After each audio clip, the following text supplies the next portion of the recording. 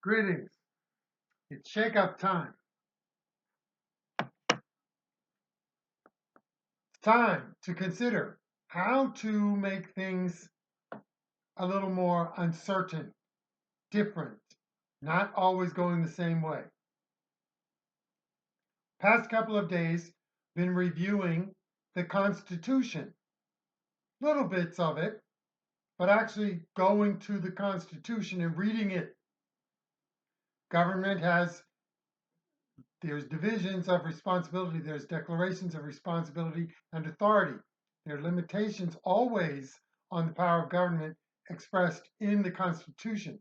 In addition to that, there are the first 10 amendments to the Constitution, what we call the Bill of Rights, which had to be added to the Constitution that was produced at the convention in 1789 because those who supported what the work that had been done nevertheless said it's not enough to simply describe what power and authority government has and to rely on people to recognize and remember that that's all the power and authority they have.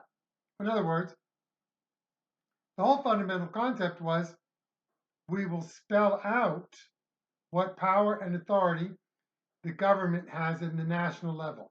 Everything else that's not actively and intentionally spelled out belongs in the states or with the people in themselves.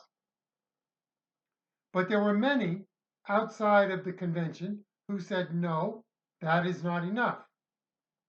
And they framed it, simply put, that 100 years from now, none of us will be alive.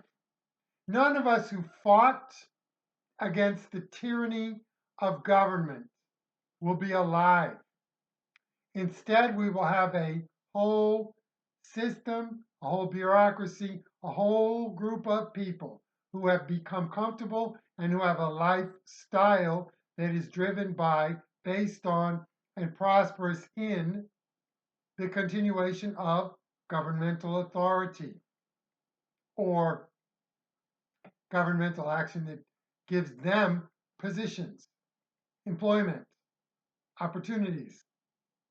They said we cannot rely on people within that who benefit from government being bigger, stronger, more preponderant, more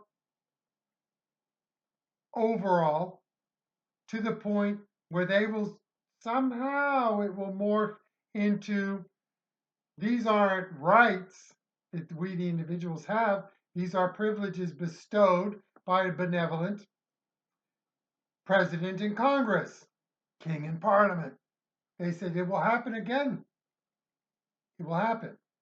So they said, no, the Constitution must immediately be amended to include affirmative declarations of the rights we, the individual people, have. So we have the Bill of Rights, which delineates a lot. Now, here we are, 250 years later almost, and we have, what do we have? We have a lot of people upset that President Trump is saying the government needs to be audited. The government can audit the individual Americans, but somehow these Democrats and these bureaucrats object to the government itself being audited. Shake it up. Shake it up. Shake it up, baby. Shake it up. What President Trump is doing right now in this immediate season of being the president again is shaking it up. There are different ways he's doing that. Dramatically, notably, he's doing that in the context of what's going on, who's doing what, how's it working, where's the money being spent, why is the money being spent that way? He's going through it that way. Of course, he's delegating the work of it to a whole group of people, but that's what he's doing. If you want to understand the entrenched interests of those who do not want scrutiny, do not want the American people to understand how much power and stuff they have coming to them. If you want to understand that, watch how loud and reactive are the reactions. Yes, reactive reactions, I know. President Trump is this term, this time, intentionally disrupting. But he's not disrupting in the way that they, of course, mischaracterized. Of course.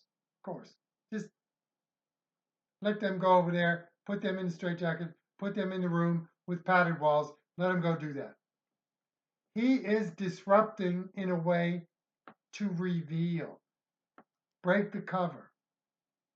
What is going on? This is agitation. Well, what's the agitation about? He's doing it. Elon Musk is a point person for it. But it is much more than that. It is the ones he has put in the positions of leadership within the departments. They're each doing it with the intention of, this isn't working well. Let's find the ways it's not working well. A lot of things are working. It's not a question. It's not an issue. But what isn't working well? Why would you continue to accept something that's not working well? Fix it. Change it. Identify it at least so that you can then figure out, where do we go from here? So here we are, February of 2025, and in the United States, we have the president and the leadership under the president looking at what's going on, who's doing it, how's it working, what isn't working, etc., etc., etc.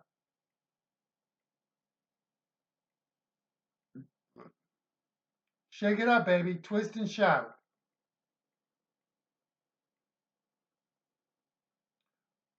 We're hoping that there's enough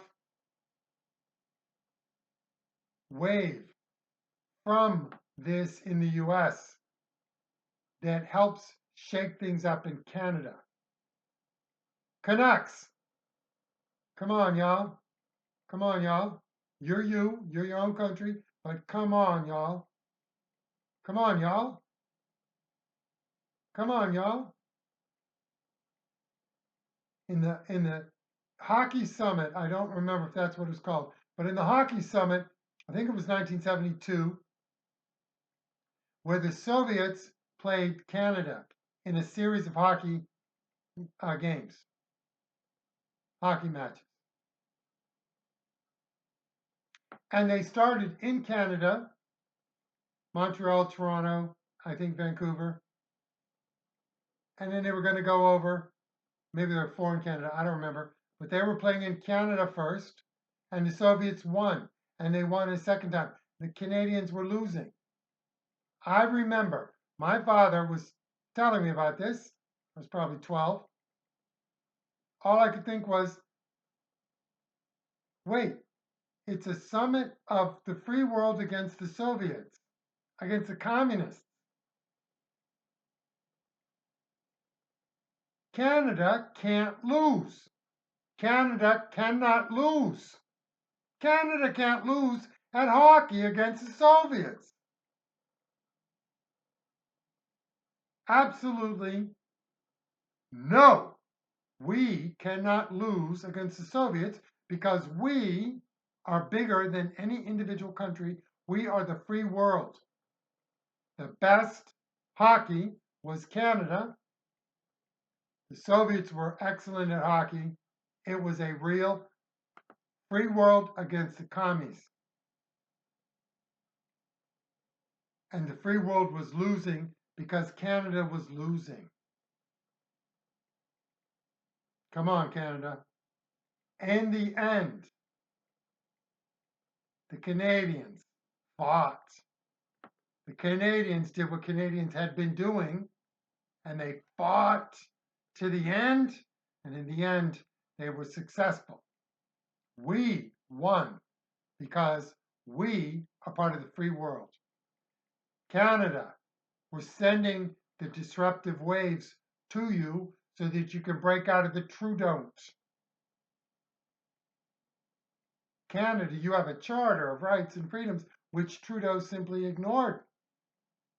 We're sending disruptive waves north so that you all will remember that you are part of the free world, not part of the socialist, Marxist, controlled world where you just passively go along with. Because Canada, while always polite, was never subjugated until Trudeau. I know that's too simplistic, but come on, y'all. Come on. Pierre Poilievre. I still don't know if that's how you pronounce his name.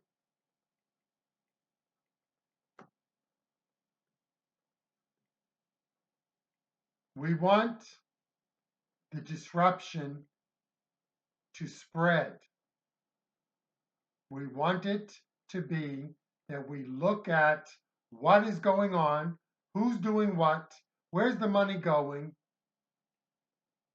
and why are we losing rights, liberties, freedoms? Why are we doing this? What's going on? The free world needs to stand up. We have started in the United States, Canada.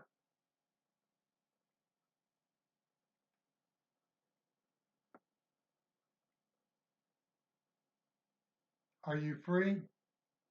Do you still have the fire of freedom in you? Or are you a subject? Son of Liberty 2020 at amliberty, Son of Liberty 2020 at gmail.com. That's wrong. amliberty 2020 at gmail.com is the email address. amliberty at gmail.com. Send me a note. Send me a picture of the maple leaf. Send me a picture of Trudeau crying. Send me something if you want. Salty Canuck. Yo, I listen to you. Come on, y'all. Even if it's belligerent, go ahead. Let's belligerent. Let's make it belligerent. Because in the disruption, we will no longer be passive. They have lulled us to sleep. The frogs in the boiling water, in the water that's just being heated to boiling where we don't jump out.